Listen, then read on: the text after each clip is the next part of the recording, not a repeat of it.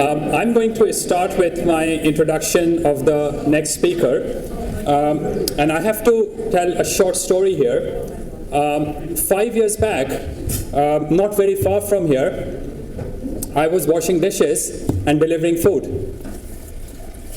Those days, I used to write for the Mises Institute as well. I once wrote an article on the earthquake that had recently happened in Kashmir, in what is among the world's most militarized zones. There are millions, or a couple of million Indian and Pakistani troops based in Jammu and Kashmir. What happened after the earthquake was that these army men who were supposed to provide emergency services were absent. They were trying to rescue their own people. I got several emails. Among them was there was one email from a speculator who wrote me that he wanted to invite me for lunch. As a struggling immigrant washing dishes and delivering food, I had started to believe that it would be very difficult for me to find a job in this country given my libertarian beliefs. In anger, I quickly deleted that email. That would have been the biggest mistake of my life had a friend Morgan not told me who this speculator Casey was.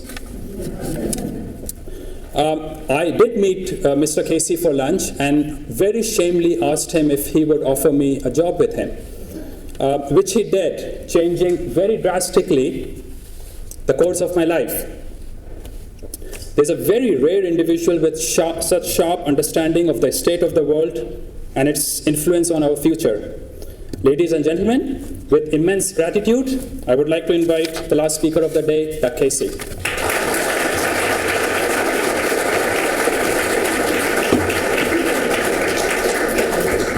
Well, thanks, Jay. I'm glad that we're in the entertainment business, and Sammy and Dean and Frank always hold it in their hand. So, I'm glad that was a story with a happy ending, because most usually no good deed goes unpunished. But that's gratifying. I'd really forgotten. That's how we met. Yeah, by God. Well, so my assigned topic is will civilization, or will Western civilization survive for the next X amount of time? I don't know. I'll give you a couple of interesting quotations that might focus things on that. Gandhi said, well, he was asked, Mr. Gandhi, what do you think of Western civilization? And he said, I think it would be a good idea.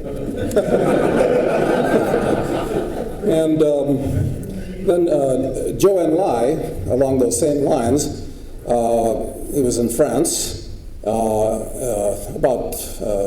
this was when the French bicentennial of the French Revolution was coming up. And so they asked him, they said, Mr. Zhou, what do you think the consequences of the French Revolution are? What do you think of it? He said, it's too early to tell. So that kind of forms the context for what I'm going to say. A lot of what I'm going to talk about, of course, is going to relate to the government. And I'm, of course, well, everybody would say I'm the wrong person to talk about the government.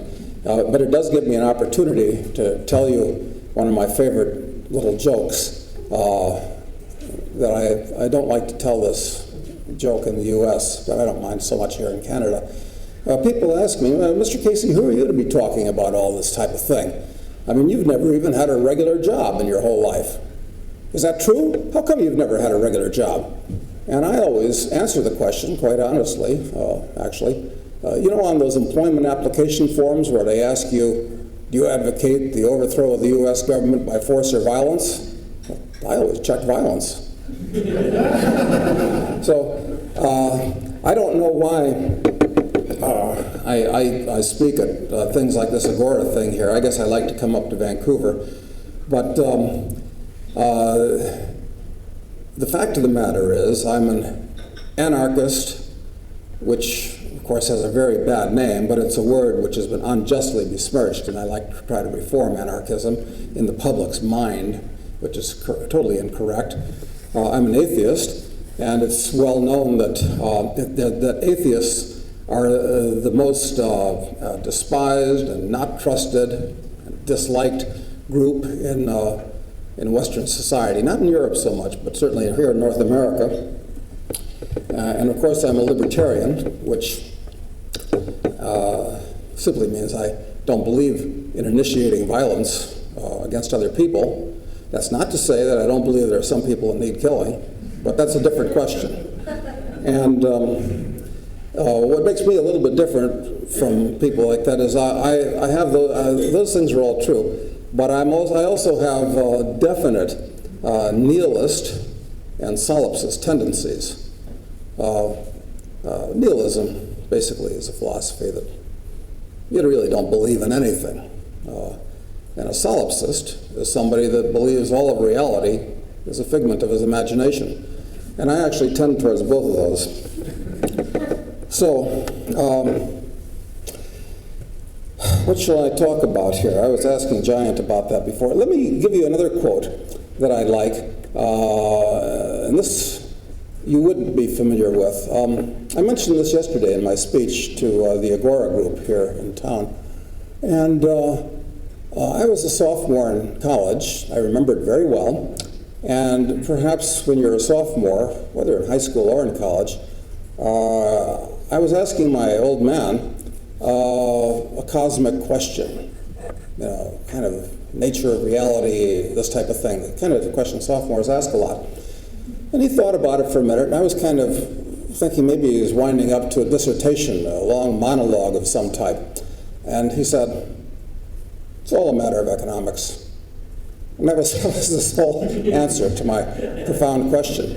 And then, also the same year, I asked him some other question about the same type of question, cosmic question.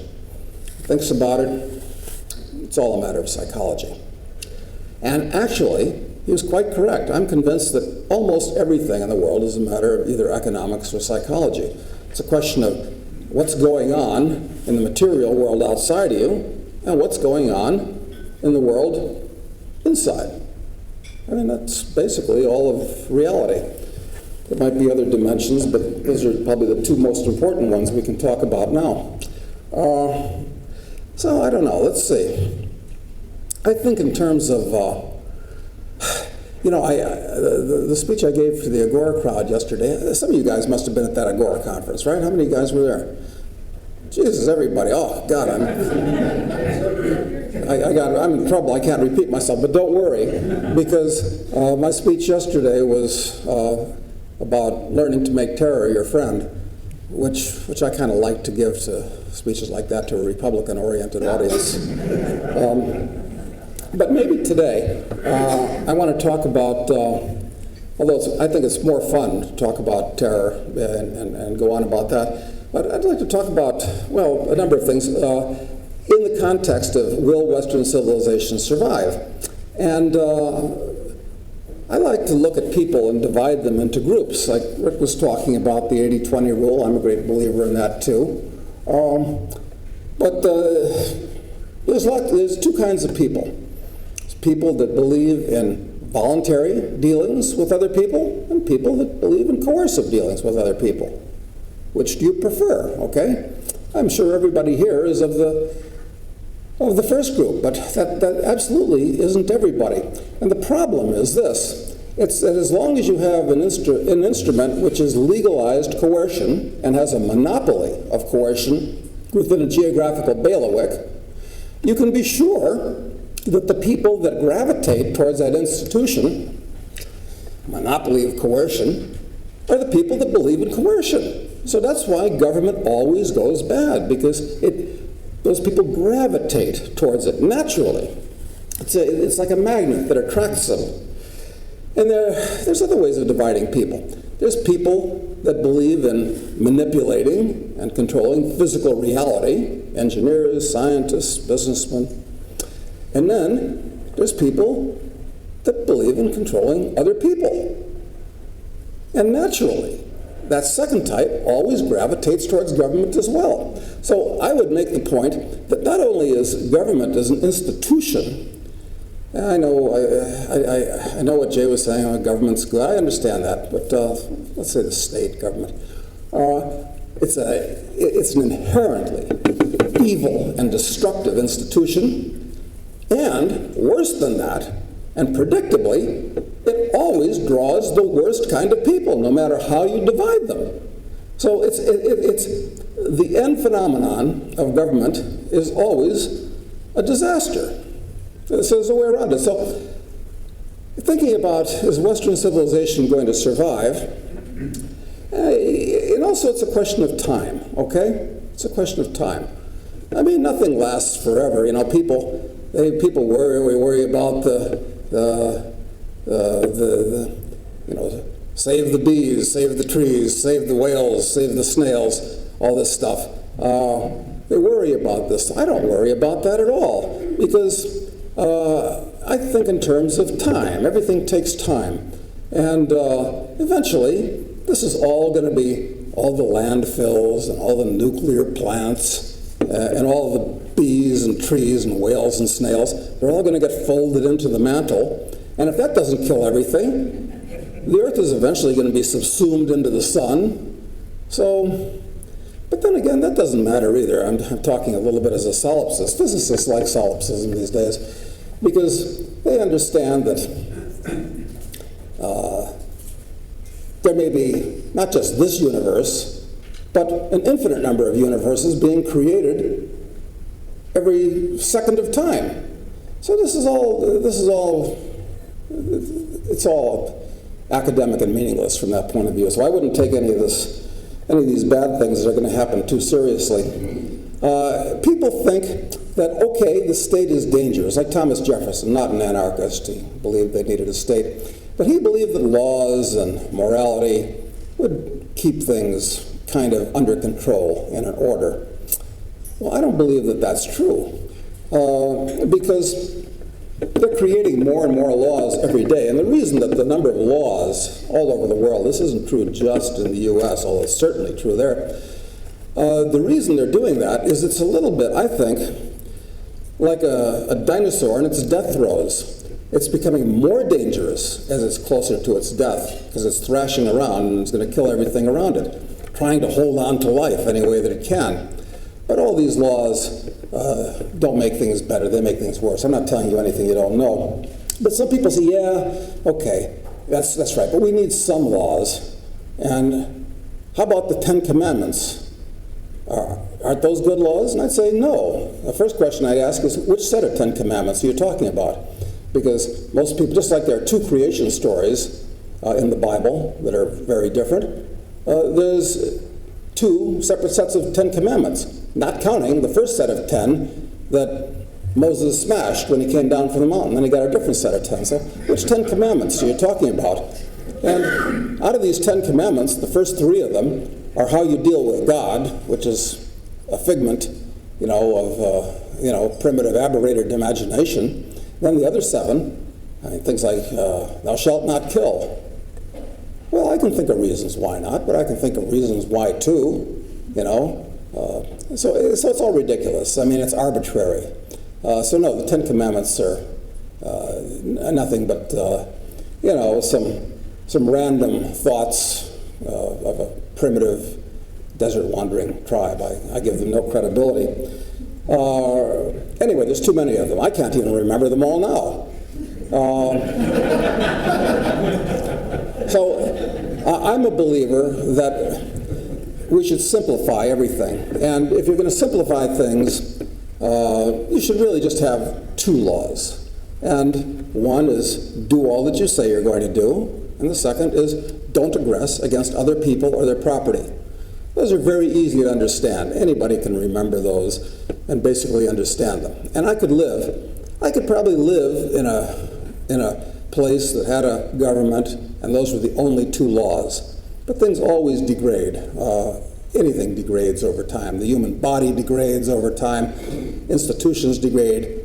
Everything degrades, including the observance of of laws like that.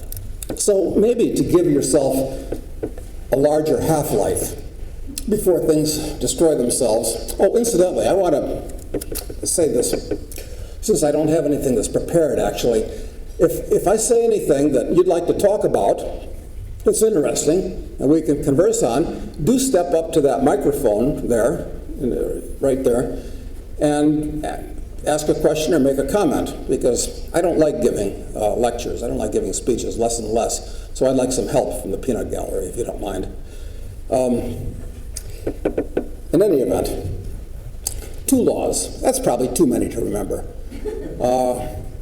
So, and anyway, physicists are always trying, as you know, to unify all of the known laws of physics and make them into a single force, a single law that governs everything. And I think I've done that. I thought about it. I think I've done that from a moral and ethical point of view. You don't even need those 2 laws, which I said, I can live with those. I'd say there's only 1 law. I've said this before, but it's worth saying it again. Anything that's important and worthwhile should be said, not just twice or 3 times, but every day maybe. And here it is. The whole of the law shall be, do as thou wilt. But, this is important, be prepared to accept the consequences. And I think that's interesting because that is really liberating. I can do whatever in hell I want, anything. I can run out in the street and get naked. I can run out and shoot people. I can spend all my money. I can do anything at all. But, of course you can. But be prepared to accept the consequences. And a little bit of education about actions have consequences. Yes, people will think about it, and I think that that's probably the best answer to a moral society. Not everybody thinks very well, not everybody's mind computes too thoroughly, but I think if it was educated in people that there really are no laws, well, gravity, that's a law I can live with, okay. But as far as these other laws are concerned, do as thou wilt, but be prepared to accept the consequences. That would encourage people to think things out, okay? So I think that's a simple observation, but it's one that I like. So, who needs all these law schools and things like that? Butler, I know you'd agree with me on that, actually. So, inevitably, the institution of government, which since it is congealed force, that's the nature of it, it's a monopoly of force. It inevitably draws the wrong kind of people. Those 2 types of people, 4 types, 2 types of both types go to the government.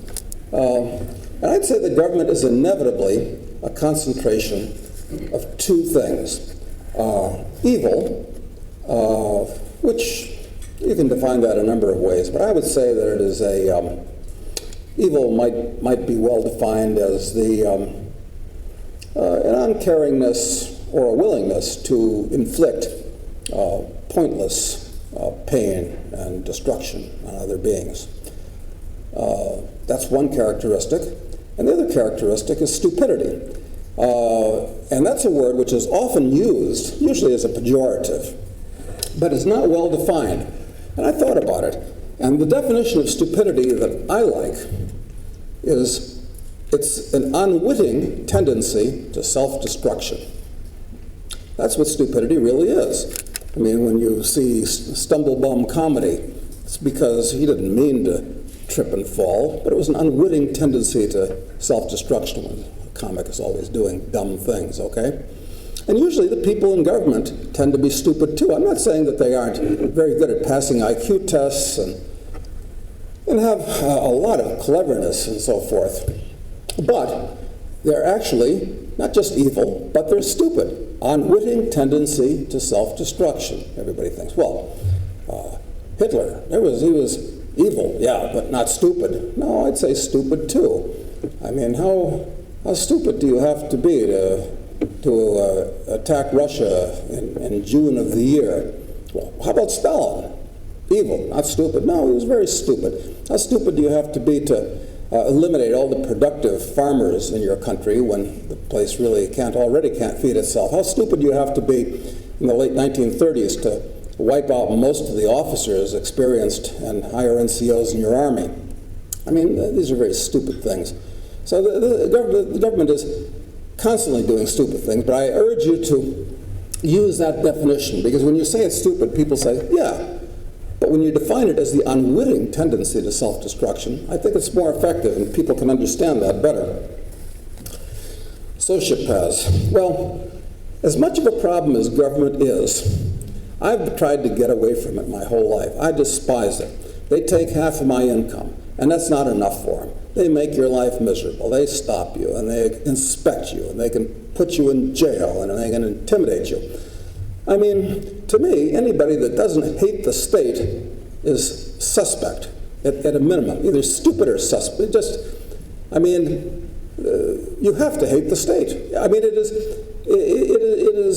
the state. You're like a zebra out on the plains, and the state is a predator that's herding you and stalking you. Most people don't mind. I mind a lot. So that's how I feel about the state. So I've always tried to get away from it. And that's why, oh gosh, starting back in the early 70s, I got involved, first marginally, in the so-called New Country movement, okay? And the New Country movement, you could call it that. And the first one that I recall was when the Bahamas was going independent in the 70s. There was one of the islands, Abaco, which had an independence movement on it. And I was too late to get involved in that, but I later met a lot of the players that were involved in that, including a guy named Mike Oliver, and also a mercenary named Mitch Werbell, who was quite interesting. I got to know him a little bit. And Adrian Day, he was also involved in that. He was actually there at the time. So that was kind of interesting. Then the next one I got kind of involved with, this was another Mike Oliver deal. This was the Republic of Minerva.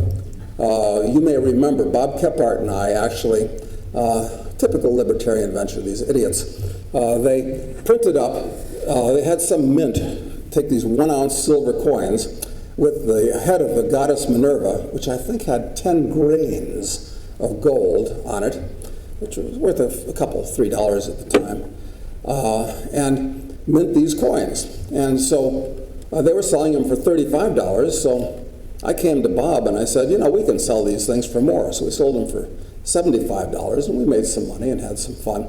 But later, I didn't know Oliver then, but then I got to know him later. And this is kind of typical of libertarians. I like hanging out with libertarian-oriented people for all kinds of reasons that are obvious to you. But the simple fact that somebody's a libertarian doesn't mean that he's competent. Probably au contraire. Chances are he won't be competent. It doesn't mean that he may understand a lot about money, but in the way Karl Marx did. Because you know what Mrs. Marx said to Karl, stop, this is supposed to, who knows if it's apocryphal or true. Karl, stop writing about capital and earn some of it, because they were poor as church mice.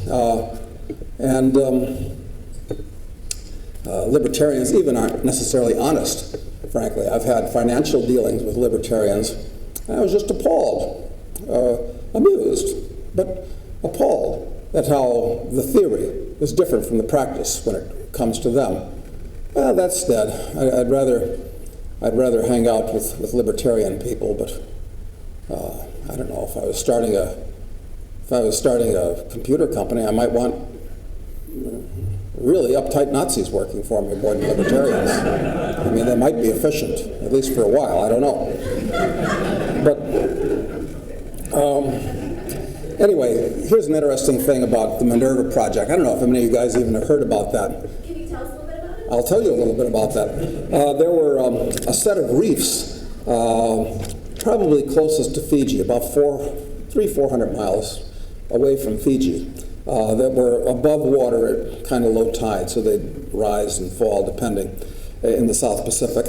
And so they got the idea, since they were unclaimed, that they would plant a flag there and then eventually put lots of old car wrecks and concrete, stuff like that on it, and build it into an island. And into a libertarian community that way. So Mike Oliver, after I got to know him, this is just amazing. So he's always looking for Kong Island, nobody else has discovered and all that. So one time, at great expense that he got from libertarian donors, I was not among them, fortunately, he's flying this plane over this atoll. It's like a lagoon surrounded by other little islands. And he had the pilot, against the pilot's inclinations, put down on the atoll because for some reason Mike thought that it might be fresh water there. Something, maybe it was possible, I don't know. So he takes this thing of water, there was a glass or a jar that he had with him, not for that reason, it was just a bottle that was in the plane. He wanted to fill it up and get it tested. And so they land, and then, what do you know?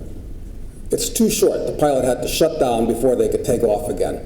So they had to leave a guy on this deserted atoll in the middle of nowhere, and then at great expense, come back after dropping the other guys off and pick up the other passengers so the pilot could get off, that time with a lighter load. So what happens? So he's back in Auckland, it must have been, and he's got the water with him. He leaves it in the cab. It's all forgotten about. Huge expense, huge waste of time. This is typical libertarian venture. It's typical. And then the next one I got involved in was also a Mike Oliver thing. This was the Republic of Ngāgri Mel. Anybody heard of that one? Ngāgri Mel. Nobody's heard of that one? Okay, this is kind of interesting. The New Hebrides Islands, which subsequently became Vanuatu in the South Pacific, about 2 hours from Auckland or Sydney, or for that matter, Fiji. So it's kind of like in the middle there. They're next to the Solomons. So anyway, somehow or other, there's this tribal chief named Jimmy Molly Stevens, who's a big deal in the furthest North Island called Espiritu Santo. And they didn't want to go, there was a condominium between the British and the French governments, and so the New Hebrides was going to go independent as Vanuatu, but this northern island, just like Abaco, same thing, wanted to split off. And so I later visited Vanuatu several times, and met the people there and looked at real estate there and all that. But the Republic of Ngāgri Mel came to a bad end, and Jimmy Molly Stevens was put in jail, of course, and all the libertarians were scattered in the wind, very disorganized. I got involved in other things. The first one I got involved in on my own was actually, I know you haven't heard this story. A few people, Rick has heard this story, I know. I was in the Eastern Caribbean, visiting all these different little islands, and so I was on Dominica, which was a beautiful island. And so I did what I always did in those days, everywhere I went. I'd get off the plane, I'd go to the city, I'm in my hotel room. Now what do? I just lay on the beach like some tourist? No, not really. So I always open up the yellow pages of in those days they had telephone books. And I'd always look for two classes of people, lawyers and real estate agents. Why? Well, because they tend to be the centers of power, certainly in smaller countries. The lawyers and the real estate agents dealing in real estate tend to be the rich guys, kind of. And they'll talk to anybody because they're looking for business. You might buy some land, you might want to do some legal work. So I would just dial for dollars, set up appointments. I'd see people all day. It was interesting. You'd learn something and that. And so you always meet somebody. I found that I always meet somebody. I like him. He likes me. So I'm talking to this one lawyer, and he's a good guy. And he says, you ought to meet my brother, Kenny. He's the director of the Industrial Development Bank of Dominica. That sounds interesting, because I'd already been hatching these plans in my mind. Actually thinking about a novel, but I thought, well, okay, let's put theory into practice. So his older brother, sets up a dinner for me that evening with Kenny, and it's Mr. Eileen is his name actually, We were about the same time, but it took us a while to get on first name terms. So anyway, we're having dinner and talking, palavering, and I'm saying this and that, and a couple ideas here and there. And of course, this guy is very suspicious because, whenever a kind of slick-looking foreigner comes to visit you and you're on this island, you're afraid it's an uhuru jumper. That term is from when Kenya went independent. Uhuru jumpers were all the foreigners that had come in there to bribe the local politicians to steal what they could. It's called uhuru jumping in Africa. So he was afraid that I was, but we talked and talked, and then I told him a plan. And the plan was this. I said, listen, you're a sovereign country.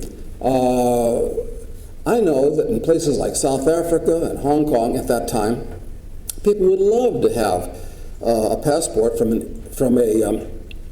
a British Commonwealth country. What we do is this. Take some of the crown land you have here, and we put it in a corporation.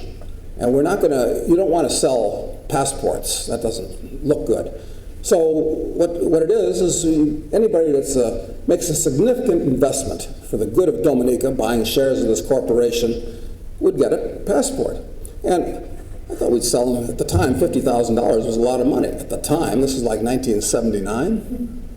Yeah, that's like 3 times what it is today, at least 4 times. I don't know. So it was a lot of money in those days. And I said, I think we can sell 1,000 of them easy. And Eileen's doing the arithmetic in his head. 50 million bucks. This was at exactly the time, incidentally. This was just before the invasion of Grenada, so it was 80, wasn't it?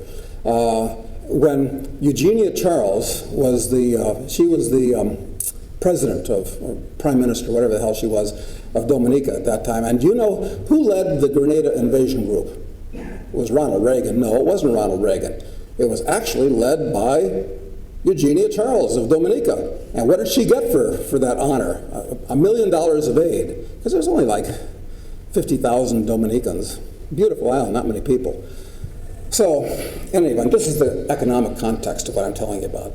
Poor country. Beautiful, but poor. And so Kenny's thinking, $50 million, we're going to get $1 million and have to bow down to the empire. So I explained this a little bit more, what we do then with the land. We'd make it into a free zone. What I really wanted to do was build a rollerball stadium.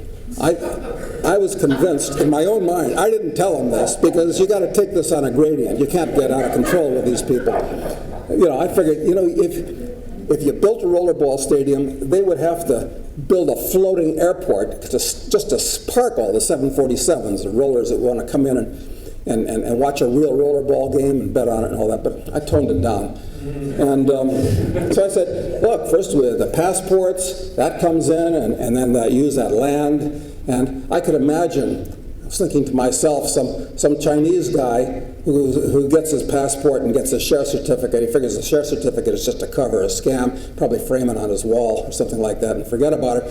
And then a year later, a dividend check comes in the mail. I can imagine the Chinese, dividend, what's this?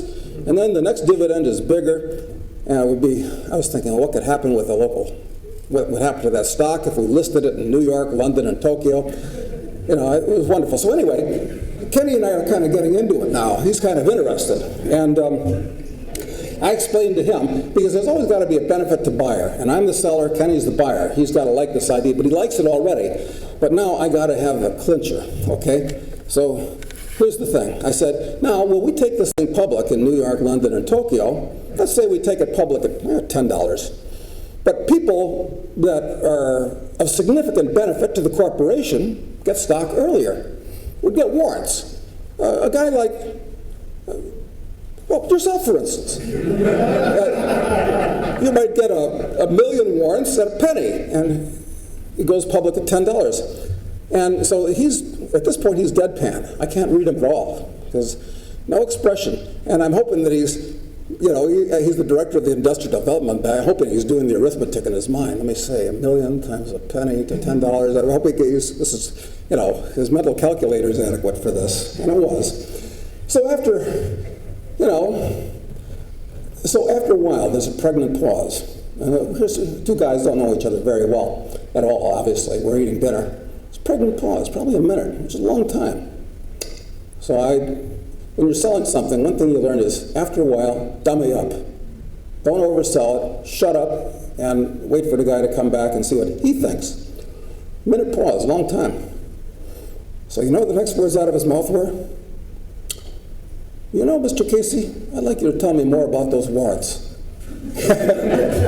So then we talked some more, and about 15 minutes later, he says, I'm going to call Mrs. Charles. So he goes off, he calls Eugenia Charles, he sets up an appointment with her the next morning to talk about this plan. And I said, this is really, I knew I was onto something good. So what happened, you're wondering? What happened? It turns out that her father was very ill, and he died that very night. Later on, I get a call from Eileen, and he says that she's going to have to cancel, funeral arrangements and so forth, so on. I'd have to, idiotically, I guess I had travel plans to go on to the next place, cancel all the flights, and I was still working stiff in those days, so I had to get back to the States. I didn't wait around. It was very, very foolish. Anyway, that was where I cut my teeth on this. And so I've had adventures, really interesting adventures in 10 other countries where I've talked to the guys that run the country. The next one, I think, what was the next one?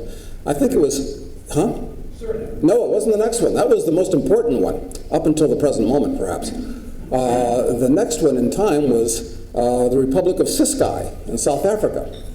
And you may or may not remember that in those days, in those days, when did apartheid end? Apartheid ended someplace in the early 80s, mid-80s? I forget. I can't even remember. But anyway, there were these little republics that were set up. There was Transkei and Ciskei and Bophuthatswana, and there were a couple others, okay, that were like independent countries within South Africa. They were supposed to be independent, okay? Because the Afrikaners, what they were doing was this, was they figured they'd give the blacks, generally divided by tribes, the Zulus get this, and the Sutus get this, and and the Afrikaners get this, and they thought that might be a solution under the circumstances. Because South Africa had 13 tribes, 12 black ones and 14 tribes, and 2 white ones, the English and the Afrikaners. So that was their plan, but nobody else bought it. But anyway, these guys that ran those little, what do they call those things? They called it Bantustans. That's what they were, Bantustans. So anyway, I got an appointment with Brigadier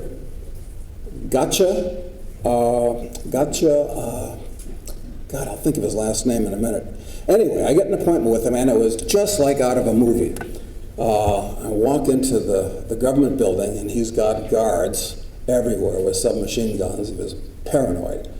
And it was really interesting. There's guards everywhere. So I get led to his office, and he's got this huge office. He's sitting in back of like an aircraft carrier-sized desk. And he's like a medium-sized guy, maybe on the small side. And so we introduced him, and I said, Brigadier, here's the plan I want to offer you. I think it'll do 3 things for you.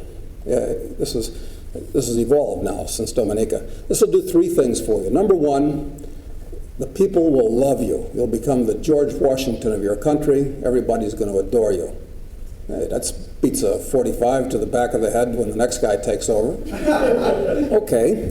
I'll put you on the front cover of every news magazine in the world in a good light, a heroic light, for the next decade.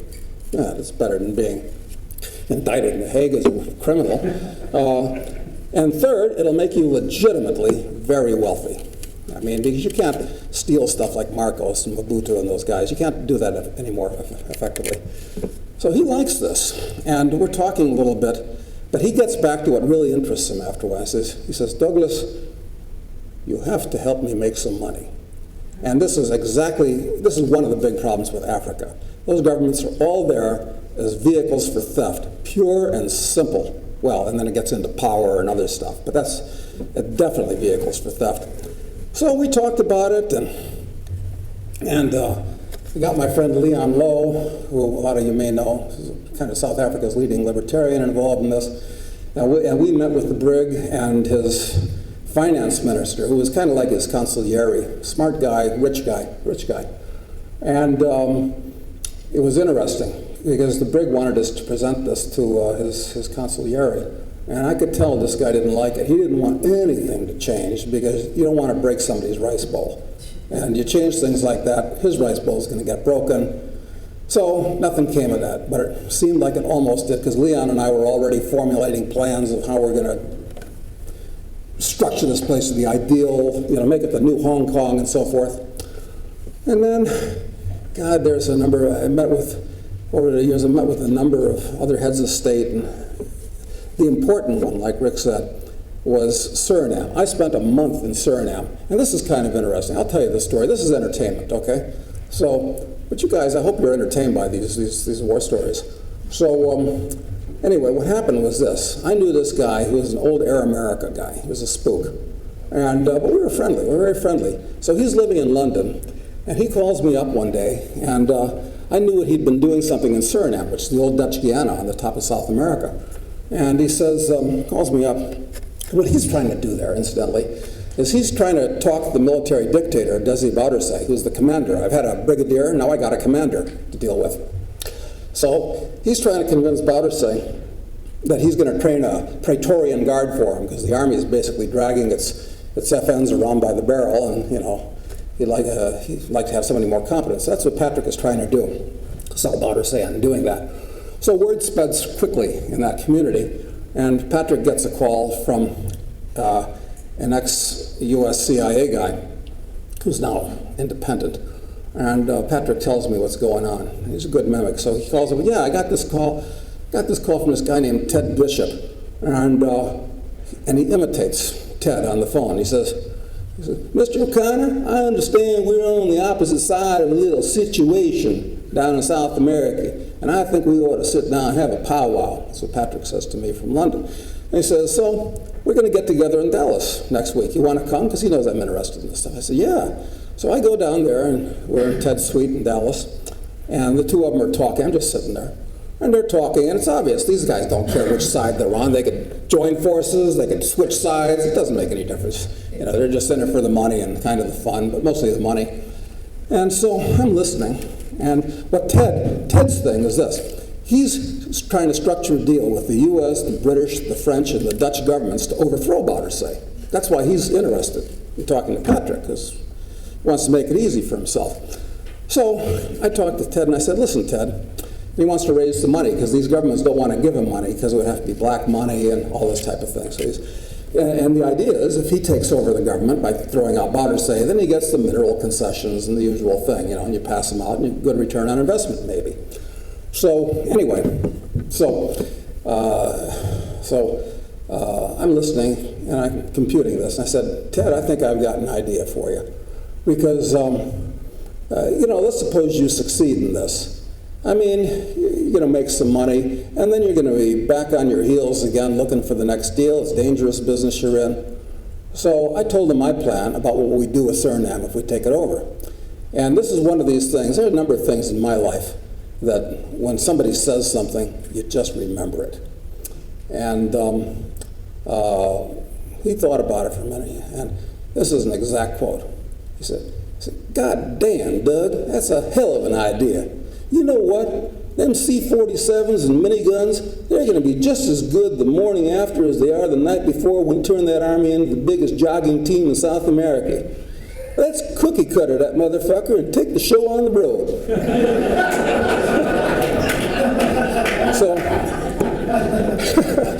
So anyway, I said, I got to go down to Suriname. So obviously, Ted's not going to give me an introduction down there. He's the bad guy. But Patrick gives me an introduction to Boudersey, the commander. And I go down there, and it was great. I get off the plane, guys grab me from the line, shuffle me right through immigration, customs, military business. It was great. Got shuffled into town. It was wonderful. And I met everybody. I stayed in Suriname for a month. I met everybody that was anybody in that damn country. Businessmen, labor leaders, religious leaders, athletic leaders, the military guys, Boudersey, the central banker, everybody. Partied with them.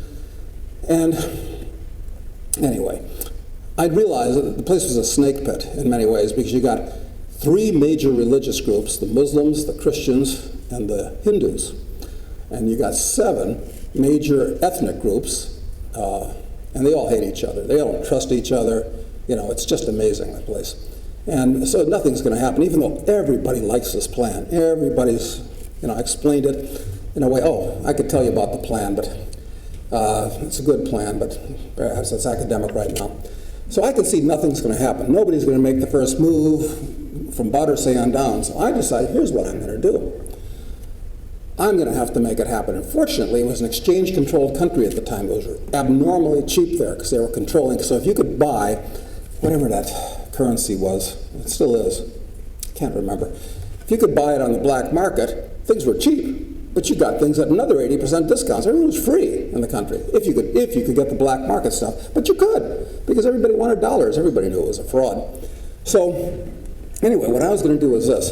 I was going to go from the top down and from the bottom up. Top down, I was going to bring in like 10 guys that looked good, understood exactly what this is about, talked good, could answer the questions, impressive, to talk to all the people I talked to, because they want to hear it from more than one guy. They want to hear it from other guys, and multiple times. And, give speeches to every group in the country, multiple speeches and all this. So that was the top down. And then bottom up. It's going to take out full-page newspaper ads explaining the plan to the people about how it's going to make them all wealthy and free and happy, and radio, TV, bottom up, top down. I said, worst case, this is going to make a huge splash in the Time magazine, and maybe it'll open the door for me to do this to another place. And it could have worked, would have worked, should have worked. But like Rick was saying, the problem is between your two ears. And here's what happened. I get back to the U.S., and I call up like libertarians that I knew would be right, of which there weren't too many. And I got the most bullshit excuses you can imagine. Oh, that sounds like it's fun, but I'll never be able to get 2 weeks off from the university for something like that.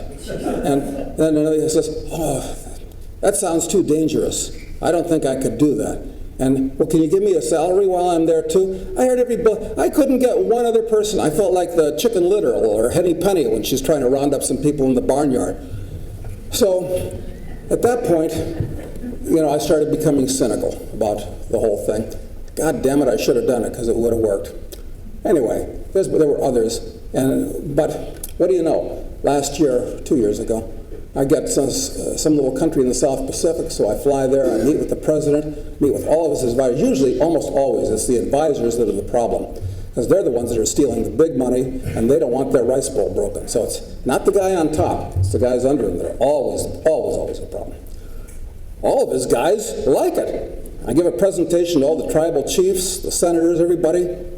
They're looking at each other, heads are bouncing up and down like Kewpie dolls. But then the president's best buddy tells me, look, everybody does like this. It's a good idea. The president likes it. He's a smart guy. I don't think he's corrupt. Well, he probably is now.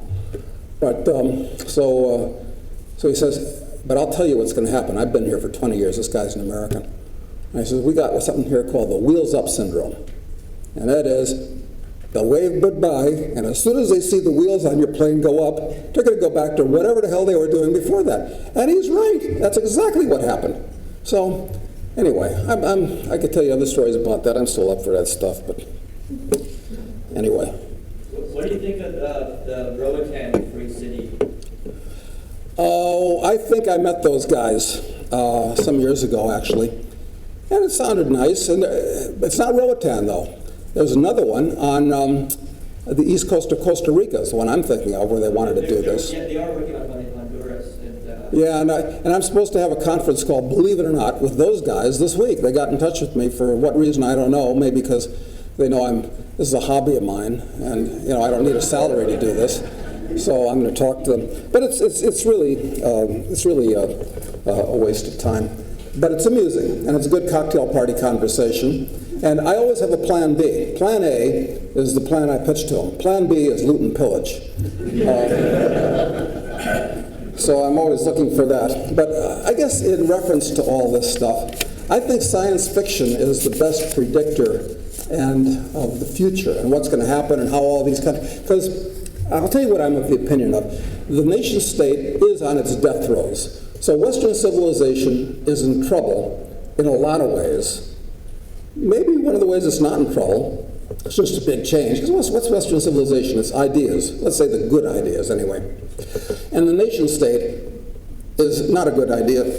It's one of the worst ideas. But in fact, if you look at a map of the globe, once you get out of Western Europe, every damn country in the world is a nation state that was created in the boardrooms of Europe, generally in the 19th century. So it makes no difference where these lines are drawn with ethnicity or religion or custom or language or anything. So really a stupid idea. But the good news is the nation state's about to collapse. And hopefully the U.S. first, because the U.S., from my point of view, is the most dangerous one. So, but it's going to be traumatic. Because I think about this, and, you know, God damn it, I'd like to see a revolution, and I'd like to see Bernanke and Geithner and Obama and, about 5,000 other high officials hung by lampposts by their heels. I'd like, but then, well, wait, I say, who am I kidding? Sure, that's going to be gratifying, but they're like shark's teeth. They're just going to be replaced by the next group, and the next group will be worse. Why do I say that? I simply say that from a historical point of view. Let's look at revolutions. The American Revolution didn't work out so well, actually. The French Revolution, they thought Louis XVI was bad. Well, then they got the Terror, and then they got Napoleon, so it got much worse. The Russian Revolution. Sure, the Tsar was not great, but then they got Lenin, and then they got Stalin. So all these revolutions throughout history, maybe things get better after a while, but almost always after the revolution, it's the power guys that like to control other people and so forth, the political active guys, you know, the most ruthless types that take over. So it'll get worse. So although I look forward to the collapse of the U.S. government as a good thing in itself, and I look forward to, I'm very sorry for the sailors and all that type of thing, you know, seeing all these aircraft carriers turned into wreck dive sites for the next century of scuba divers in the Persian Gulf and that. But it's a good thing, but it's probably a much worse thing. In the short run, anyway. I'm more concerned about the short run than the long. The long run's going to take care of itself. I'll give you a science fiction reading book. How many people here have read The Last and First Men? Nobody. Well, this is interesting. If you like Arthur C. Clarke's stuff, some of which is very good in my opinion, this is where he got every single idea that he's ever written about, as far as I can tell. And he hasn't even scratched the surface. The thing is cosmic. So read The Last and First Men by Olaf Stapleton. It takes mankind about 2 billion years into the future. It's very interesting. So looking at it from a long-term point of view, this is all just kind of like, you know, it's meaningless what's going on. As far as revolutions and where this could go, I'm a big believer in technology. If Ray Kurzweil is right, and I bet he might be, in a generation, we have the singularity and the whole nature of life changes. Totally, irrevocably, unrecognizably, you know, material goods become meaningless, so forth. The nanotechnic revolution, which might be milder than that. You know, another sci-fi book I recommend you read, the one that Rick was referring to, is by Neil Stephenson, called Diamond Age. And it's about what he's projecting is that 50 years in the future, nation states will be collapsing. Most of them will be gone. The ones that are left are impotent, meaningless, and files are going to take over, which Rick explained. So I think that's going to happen. So what am I doing in the meantime? I just don't want to be inconvenienced. That's all. It's not asking much. I don't want to be adversely affected by any unpleasantness that might be coming my way. So, you know, I'm hanging out in Argentina. I've been to 175 countries. I've lived in 10 or 12, depending on how you want to define lived. And I came down to either Thailand, because I really like it, or its total polar opposite, Argentina. And they're both problematical. And actually, Giant's thinking about Singapore, which actually is probably a better choice, but anyway, not for what I want. So I'm going to hang out in Argentina, kind of in the lap of luxury. The government there is very stupid, fascistic, bad news. Good news, you're a rich foreigner, they leave you alone. They leave you alone. They got their own gig. They know exactly what they're doing, how they're going to steal. They got it down to a science. And so you're not bothered. And they're very inefficient also, which is good. It's good. And so I like it. I like it. But there's no place you can go that's good. I mean, this whole planet, it's, the face of the planet's covered with these nation states like a skin disease. So, I mean, there's no place you can go, and they're all getting worse because most of them are bankrupt, so they're becoming more predatory, more dangerous, like that dinosaur thrashing around trying to hold on to life. So I think the next 10 years are going to be just wild and crazy, just wild. And you're in the eye of the hurricane right now, incidentally, where they threw these trillions of dollars at the world economy, all these stupid governments, not just the Americans, and papered things over. So there's no instant chaos. But now you're going to go out the other side of the hurricane, and it's going to be much worse than it was a few years ago. Much worse. And probably combined with all kinds of, wars, military stuff. The next imagined, real or imagined, I don't know, terrorist incident. They'll lock this place down like one of their numerous new prisons. So I don't want to be in the U.S. You don't want to be in the heart of the beast. You want to be as far away from the beast as you can get. You want to be as far away from bad people as you can get. You want to be as far away from the most dangerous state that you can get. So that's my approach to the whole thing. So what's going to happen to Western civilization? Well, I don't know. Generally, it's a good thing. I like Western civilization. A lot of good things about Western civilization. I'm a Taoist, psychologically, as much as anything else. So I don't really care. I mean, depends on how long you're going to live. But I'm just interested in watching. We live in we've gone from an agricultural society to an industrial society to an information society. Now I believe we live in an entertainment society. And I'm just interested in being entertained. So, I just wish things would move faster. I turn on the news every day, and nothing new. So I wish it'd be like accelerated here. So it's like more like watching a movie as opposed to a slow motion collapse. Anyway, so that's my answer. I don't know, and I don't care. That's an answer to the question. What are you concerned about? Are Americans apathy or their ignorance? Well, that's my answer. I don't know, and I don't care. Okay, thank you. Nobody had any?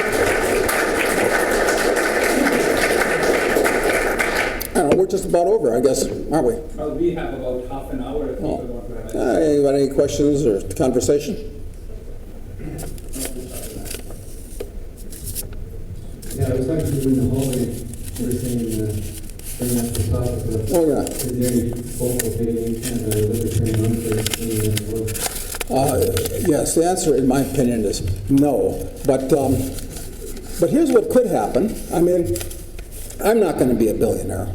I mean, it's not going to happen. Rick is going to be a billionaire. So, and he's getting to an age that maybe he'll decide, instead of doing something stupid like giving it to the Gates Corporation to piss away on $5 billion education initiatives and stuff like that, maybe he'll decide, hey, why don't we buy a province or some islands, and who knows? It's a nice adventure. That might work, but it's got to be capital intensive. You got to have capital. You can't do this on a shoestring because it draws the wrong kind of people, penniless libertarians that are, So yeah, there's always hope. There's always hope, but I don't see anything on the horizon. But I don't know. I'm always looking. I mean, it's my hobby, so I still look at stuff and talk at stuff. I'm always hoping against hope. I like to play long shots. Can't help myself. But I don't bet the house on long shots. Have you thought about the viability of C-state? C-state. Oh, there have been a number of those over the years. C-states. I don't know which one that is. Like, oh, seasteading. I don't know that, but oh, look, Jesus. I remember I met You've heard of Sealand, okay, which is that abandoned radar tower in the English Channel that a guy named Roy Bates, Prince Roy Bates, if you would, took over, and he actually was recognized by several countries, issues his own passport. I don't know if it's accepted anymore by any place. So that's been tried there. It still exists. They were trying to do a computer thing there. There's another guy, I'm trying to think of who the hell, I know this guy, he sends me emails, I email him back politely. And he's trying to do something, he's trying to raise $20 billion, good luck, for, part of the Caribbean, which he says is on, build a sea city and, marvelous, space patrol kind of stuff. So what is his name? He's another prince. Who am I thinking of? I don't know. It's not on the front of my mind. I guess I don't think it's important enough. And then you remember that they were going to build that mile-long ship. Yeah, that was kind of neat idea. And then I think they have taken some clapped-out, dumpy ocean liner, and they called it the Liberty, and you're supposed to float around the world on that. I don't know. I don't know. I really don't know. What do you think one of these communities would actually look like if you got past all the birth and pains? Well, the problem is that as rational, whatever airy fabrics we can weave in the comfort of our den, once you get out in the real world and you're dealing with the craziness that people have and all these psychological aberrations that are hidden just under the surface of the social veneer and then come out when there's stress, I don't know. But I've always said I'll try anything once, twice if I like it. So I don't know what it'll look like. I don't know, but it'd be fun. I'm sure if libertarians are involved, it'll be incompetently executed and probably a disaster. Yes, sir. What drives you to Thailand as your second favorite country when they've had 16 corrupt governments in 17 years? Corrupt governments are a good thing. They're a good thing. Look, a non-corrupt government is possible and it's good if there are very few laws and they leave you alone. But there's no governments like that. So you want a corrupt government where they have lots of laws so you can work your way around them. I mean, like one of the ventures that I think I'm going to do this because I've talked about it for years, so I'm going to do it, is I'm going to go to Burma. I'm not going to go to Burma. I'm going to get a couple of ex-SAS guys who want British military, get to know the generals, cut a deal with them. I think it'd be worth $1 billion in a generation. So, talk about a corrupt country. That's really corrupt. But there's opportunity where there's corruption. No, I like corrupt countries. They're freer. They're freer. They really are. They're not uptight. Not uptight. Singapore is nice. It's not corrupt. Not at all. But it's uptight. Chile is not corrupt. It's nice. I could live there. It's uptight. I like things that are a little bit loosey-goosey. So, no, don't worry about corruption. Corruption's your friend. What do you think about Uruguay? I got a home in Uruguay and property in Uruguay. I live in Uruguay. I'm officially an Uruguayan resident. I'll be an Uruguayan citizen in a year or two, I guess. It's just another piece of government ID that you got to have today. I don't believe in passports, but you need them. Uruguay's okay. It's a nice little communist country. It's okay. It's fine. It's dead as a doornail, except for Punta del Este for 2 months of the year. Boring little country. Everybody that's an official Uruguayan resident lives in Argentina, including Argentines. Uruguay serves a purpose. It's okay. It's nice. It's nice. When you say singularity, you mean artificial intelligence, right? Well, more than artificial intelligence. When Kurzweil is talking about the singularity, he's talking about a convergence of everything at once. And he's actually a genius. So it's Moore's Law. Yeah, Moore's Law is in evidence now, not just in computers, but in biotechnology and all areas of science. Because the good news, there's lots of good news out there. There's more scientists and engineers alive now than have lived all together in all of history. And most of them are from poor countries, and they're hardworking. They're serious. So I'm optimistic from a technological point of view. It means that not infinite life, but very, very long life. It means being able to do anything in the physical world. And technology's always been the friend of the free person. Always, in every way. The governments won't be able to control this. Just these 3D faxes is going to make them crazy, because you're going to be able to make any weapon you can imagine in your basement with the 3D fax. And laser technology, these idiots in the US government are spending billions and billions and billions. Well, that's billions, not even a rounding error anymore, so what do they care how many billions they spend making these laser weapons? But, the guys on the ground are using the lasers from Casio wall projectors to make better weapons, handheld and all that. So, Ray Kurzweil? yes, Ray Kurzweil. Look that up. Look up Google Singularity or Ray Kurzweil, and you'll be very interested and read his book, which I think is called The Singularity. So I think that's very important. That'll change things. Yes, sir. So it sounds like you're older, you're looking to have fun and protect your assets, that sort of stuff. What would you do if you were young today? What sort of preparations would you make for the sort of radically changing world that you're talking about? Well, it depends on how young. I definitely would not go to college. That's a total misallocation of your time and your money. And people that do it, that if, I just shake my head. I mean, well, look, when I was 18, what did I know? I wasn't very thoughtful. I only went to college because everybody was doing it, and I didn't know what else to do, and it was paid for, and, it was a stupid idea.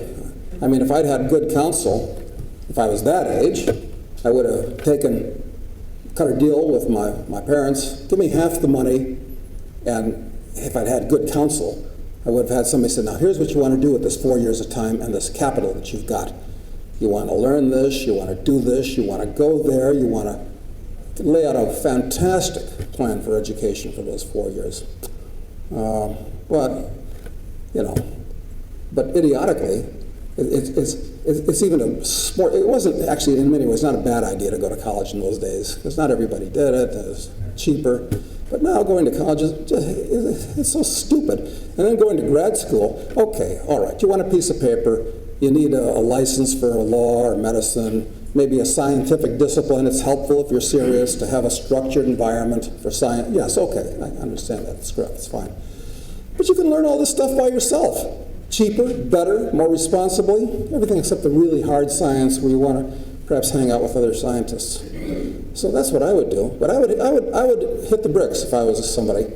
Go out and see things and do things. You got to lose that medieval peasant mentality where you stay here like a plant. I mean, as a survival thing, being a plant really isn't very good. I mean, they know where to get you, or they could just eat you. What do you do? So that's what I would do. What do you think of the likelihood of the establishment of a free market currency such as Bitcoin? I wrote an article. Most of you guys probably get my weekly blog conversations. If you don't, you might enjoy that. I did one conversation on Bitcoin where I explained my views on that. You can go to dougcasey.com, and then you'll see, free publications, and punch Conversations with Casey, and you might enjoy that. If you don't enjoy it, just push on subscribe next week. It doesn't matter. But I got a conversation from like 6 weeks ago on Bitcoin, and I think it's a wonderful idea, but I don't think Bitcoin has the characteristics of a good money. So maybe version 2.0 of Bitcoin, where it's not just some computer digit which is worth nothing, and I don't know, maybe somebody will take it because they think I can pass it on to somebody else, or maybe they won't. I like the idea in many ways, but I'm waiting for version 2.0. And I'm not a computer nerd. My idea of a password is my dog's name. So, that's not my thing. What was that? What's your dog's name?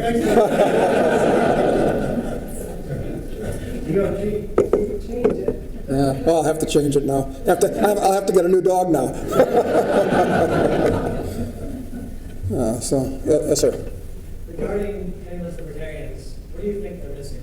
Libertarians? Penniless libertarians. Penniless libertarians. Yeah, money. Yeah.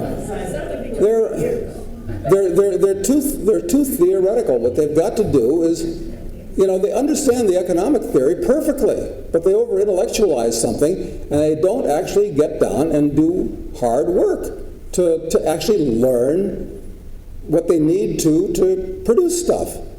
I mean, look, why did I say I'm not going to become a billionaire? Well, I got more than enough money to live for forever anyway, and I don't know what purpose it would serve. But, guys like Rick, when I first met Rick, he was coming off some hard times. I had more money than he did. Now he's going to be a billionaire. Why? Because he learns stuff really solid, and he works hard to, that's what you got to do. And I think libertarians are lazy, most of them, except about talking about intellectual concepts, and so that's the problem. They're too intellectual. There aren't enough feet on the ground. So you got to learn not just one, but several, hopefully even unrelated, specific marketable skills, and then not work even for an hourly wage. And I don't know why libertarians. It's strange. You got some very wealthy libertarians, but most of them are really embarrassingly poor. It's quite a disconnect in my mind. It's a good question. Sorry. Earlier you said view as thou wilt, didn't you? And, I wasn't the first one that said that. It was actually, I understand, it was Aleister Crowley was the first one that coined that phrase, but he did not have the second part of the phrase there, so he missed it. What's the second part of the phrase? Now, see, this is the problem. I said, remember I said I could live with two laws, but they're hard to remember. I said one law. I said one goddamn law. I can't even remember it. The whole of the law is do as thou wilt, but be prepared to accept the consequences. Oh, yeah, that's it. But that's not libertarian.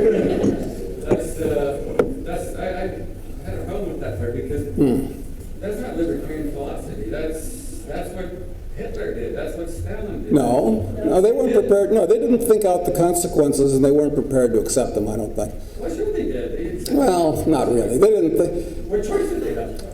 They didn't have any choice. Anyway. I thought the concept was do as thou wilt. Yes. So long people do as they wilt anyway. Don't worry about that. You don't infringe on other people's right to do the same. Yes, I understand all this theory. Believe me, I understand all the theory. I'm just trying to keep it simple. And I'm saying, if people understand, but be prepared to accept the consequences, it implies that you got to think stuff out. Well, what's going to happen? And then what's going to happen? And then how am I going to feel afterwards and all that? Like one of the reasons, believe it or not, how stupid was I when I was in college? I'll give you an idea how stupid I was. Having grown up, being of a certain age, watching John Wayne movies and all that kind of crap, I thought, it'd be great to go to Vietnam. Unlike Rick. Rick was much smarter, much earlier than I was. And I thought, hey, free government paid vacation to exotic climb, high adventure. So I was signed up for the Marines, believe it or not. And thank God, that I got into a really serious auto accident in 1967, and they wouldn't accept me because there's nothing wrong with me, but for their purposes they got rules. Good. So I got lucky because even if I'd had all that fun and all that type of thing, God knows I might have done forget about what was done to me, which would have been bad enough. I mean, I could have been maimed, but you might wind up doing all kinds of horrible stuff to other people, and you got to live with it. So be prepared to accept the consequences. Most people just don't think things out far enough. So I think it's very libertarian. And why do I think it's libertarian? Because it reflects reality. And that's the problem with a lot of libertarians. They live in a dream world. So I like things that are reality-based. So I understand what you're talking about, though. I don't disagree. Okay, well, that's about it. Oh, well, I go. Question for you. Okay. Reality-based question. Yeah. For us Canadians, we're sort of watching, for me, a little bit passive disinterest in this time bomb that's going to explode down in the U.S. on August 2nd, and once the debt ceiling gets lifted higher, and the world will explode and all the rest of this thing. It's my understanding that, my belief as a matter of fact, that inflation is always a monetary phenomenon. I'm not the only one who believes that. Yeah. QE1 is coming and gone, QE2 is coming and gone. We haven't seen all of the inflation because the banks that have the money haven't released out the loans. What's going to happen in the event that they don't raise the debt ceiling? Will they bust out money from the banks into the economy en masse, and what's left over from QE1 and QE2? Oh, I don't know what they're going to do, but this is, I don't think any other country in the world has an official debt ceiling. I think the U.S. is almost unique in having to have the Congress vote on it. And you know what? They disregard every other. They'll get around it. And anyway, both the left and right wing of the Democratic Party don't want to see the game come to an end. So I think it's a non-event. I don't even consider it because it's going to be papered over. They'll find some way around it.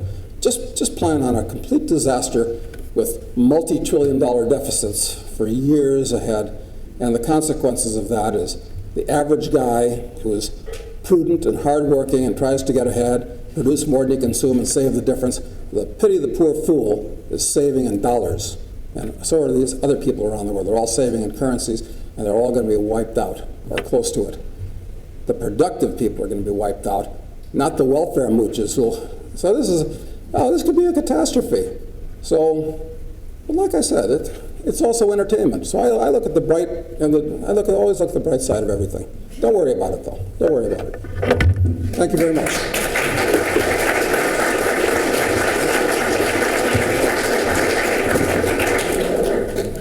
Thank you, Mr. Casey. Doug Casey writes a weekly Conversations with Casey, and it's a very popular, very good free newsletter which you might want to subscribe to. They also publish another daily called the Daily Dispatch, Casey Daily Dispatch, and it's usually written by David Galland, who I'm extremely fond of, and I hope he comes here one day to speak here. He's a great thinker, a wonderful libertarian, should be here one of these days. You might want to take a quick break for a couple of minutes while the panel settles down here for another 20 minutes or so before we end the day. Thank you very much.